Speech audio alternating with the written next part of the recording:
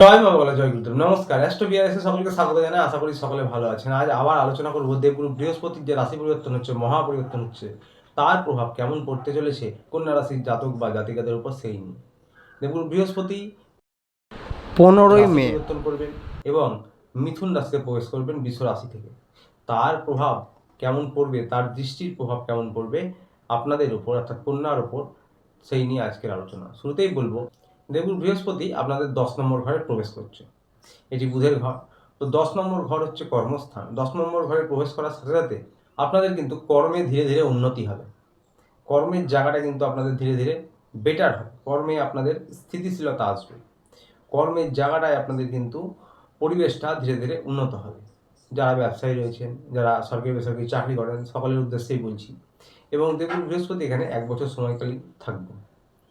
তো কর্মের দ্বারা আপনারা কিন্তু ধীরে ধীরে ভাগ্যের উন্নতি করতে পারবেন এই দীর্ঘ সময় চলাকালীন।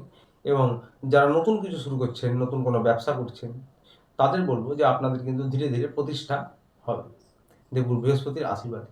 তবে যারা প্রচেষ্টা প্রয়াস করছেন তাদের উদ্দেশ্যে বলছি কথাগুলো।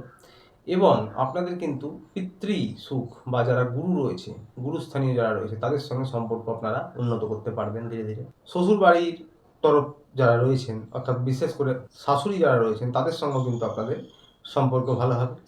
এবং আপনাদের এই সময় চলাকালীন মাঝে মাঝে মতান্তর হতে পারে, কারণ একটা কথা বলবো, এইখানে রাহুর দৃষ্টিও পড়ছে।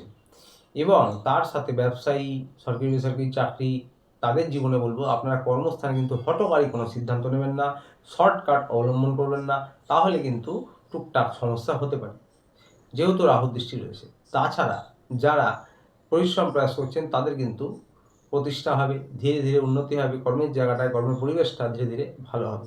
এবং অবশ্যই কর্মের দ্বারা আপনারা ভাগ্যের উন্নতি করতে পারবেন এই দীর্ঘ সময় চলাকালীন। দেখুন, বৃহস্পতি এখান থেকে দৃষ্টি দিচ্ছে আপনাদের 2 নম্বর ভাবে, অর্থস্থানে। এবং এখানেও কিন্তু আবার রাহুর দৃষ্টি পড়ছে। এখানে কিন্তু দেবগুরু বৃহস্পতিকে নিয়ে আলোচনা করা হচ্ছে, অন্য কোনো মেজর প্ল্যানেট বা গ্রহকে নিয়ে আলোচনা করা হবে না। শুধুমাত্র রাহুর কথা বলছি, তার কারণ দেবগুরু বৃহস্পতি এবং রাহু একে অপরকে দৃষ্টি দিচ্ছে এবং একটি ঘরে, যেমন এই 2 নম্বর স্থানে অর্থভাবে, ধনভাবে, দুটি গ্রহে কিন্তু দৃষ্টি দিচ্ছে। তো এই অর্থস্থানে দেবগুরু বৃহস্পতির দৃষ্টি দেওয়া মানে অর্থনৈতিক পরিকাঠামো আপনাদের এই সময় ভালো হবে ধীরে ধীরে। আপনাদের অর্থের ফ্লোয়িং ভালো হবে এবং আপনারা ব্যবসায়ী হন, চাকরিরত হন, সরকারি বেসরকারি, আপনারা ধীরে ধীরে সঞ্চয় করতে পারবেন, কিছু সেভিংস করতে পারবেন এই সময় চলাকালীন। তবে কিছু অপ্রয়োজনীয় খরচ থেকে বাঁচতে হবে এবং হুটহাট খরচ থেকে বাঁচতে হবে। রাহু কিন্তু দৃষ্টি দিচ্ছে, তো এই বিষয়টা নজর রাখতে হবে। বাকি ওভারঅল কিন্তু আপনাদের অর্থনৈতিক পরিকাঠামো ভালো হবে এবং অর্থ আপনারা এই সময় সঞ্চয় করতে পারবেন। কুটুম্ব, প্রতিবেশী যারা রয়েছেন, আপনাদের আত্মীয় স্বজন রয়েছেন, তাদের সঙ্গে কিন্তু আপনাদের সম্পর্ক উন্নত করতে পারবেন। মাঝে মাঝে কিন্তু ভুল বোঝাবুঝি হতে পারে, তবে সেটা বেশি দিন স্থায়ী হবে না, কারণ রাহু দৃষ্টি রয়েছে বলে এরকম হতে পারে ভুল বোঝাবুঝি, মতান্তর, একটু আর দুই গোর সমস্যা, তবে সেটা বেশি স্থায়ী হবে না। বৃহস্পতির কৃপায় আপনাদের ওভারঅল সম্পর্ক উন্নত হবে কুটুম্ব যারা রয়েছেন, যারা আত্মীয় স্বজন বা পাড়া প্রতিবেশী রয়েছেন যারা, তাদের সঙ্গে। এবারে দেবগুরু বৃহস্পতির দৃষ্টি পড়বে আপনাদের 4 নম্বর ভাবে, সুখ ভাবে, অর্থাৎ এই ঘরটি দেবগুরু বৃহস্পতির নিজস্ব ঘর। এবং এখানে দেবগুরু বৃহস্পতি নিজেই দৃষ্টি দিচ্ছেন, কর্মস্থান থেকে দৃষ্টি দিচ্ছেন, কর্মস্থানের সঙ্গে আপনাদের সুখভাবে কানেকশান হচ্ছে। তো এই ক্ষেত্রে বলবো যে আপনাদের মায়ের সঙ্গে, মাতৃকুলের সঙ্গে সম্পর্ক উন্নত হবে এবং এই দৃষ্টির পুরোটাই পজিটিভ ফলাফল আপনারা পাবেন। মায়ের সঙ্গে, মাতৃকুলের সঙ্গে সম্পর্ক উন্নত হবে, আপনাদের গৃহ সুখ বৃদ্ধি হবে। কর্মস্থানে মা বা শ্বশুর বাড়ির, মাতৃকুলের কারোর হেল্প পেতে পারেন। এবং আপনাদের এইখানে বাড়ি, পৈতৃক সম্পত্তিজনিত কোনো প্রাপ্তি কিছু হতে পারে। কিছু আটকে থাকা কাজ পৈতৃক সম্পত্তি জড়িত বা বাড়ি সম্পত্তি রিলেটেড কিন্তু সম্পন্ন হতে পারে দীর্ঘ সময় চলাকালীন। গৃহস্থ জীবনে আপনাদের সুবৃদ্ধি করবে এবং আপনাদের কিন্তু যারা চাষাবাদ করেন, কৃষি নিয়ে রয়েছেন, তাদের জন্য কিন্তু প্রভূত লাভ হবে দীর্ঘ সময় চলাকালীন।